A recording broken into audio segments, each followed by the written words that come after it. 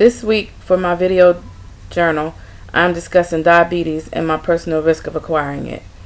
Through the assessment on page 451 in the textbook, I learned that my personal risk factor is low. There is a history of diabetes in my family. My mother's father was diabetic.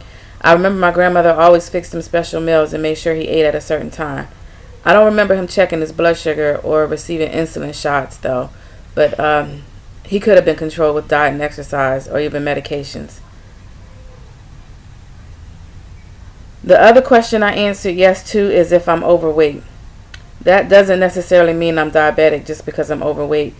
There are many people that are overweight that don't have diabetes. However, about 90% of people that have diabetes are overweight. Diabetes affects a person's overall health and wellness. The dimensions most affected would be physical, social, and occupational.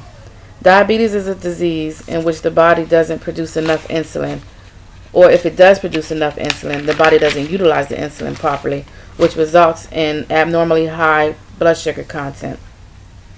The sugar is not only excreted in the urine, but it builds up and coats blood vessels and nerves, which causes kidney and heart disease and vision problems. All of these issues affects one's physical wellness, and in a roundabout way, it affects one's social wellness.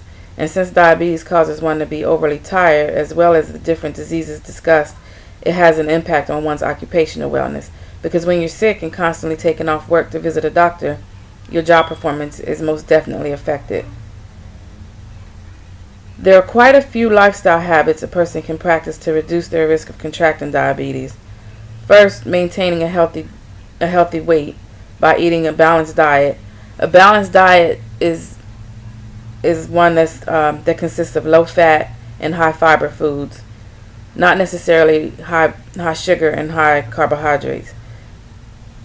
One can also reduce their risk factor by exercising regularly, at least 30 minutes a day, 3 times a week.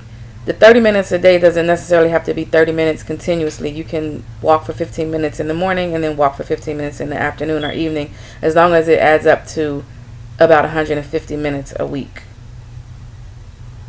And also by maintaining healthy blood pressures. And if you have high blood pressure, then get your high blood pressure treated and maintain it at a normal level.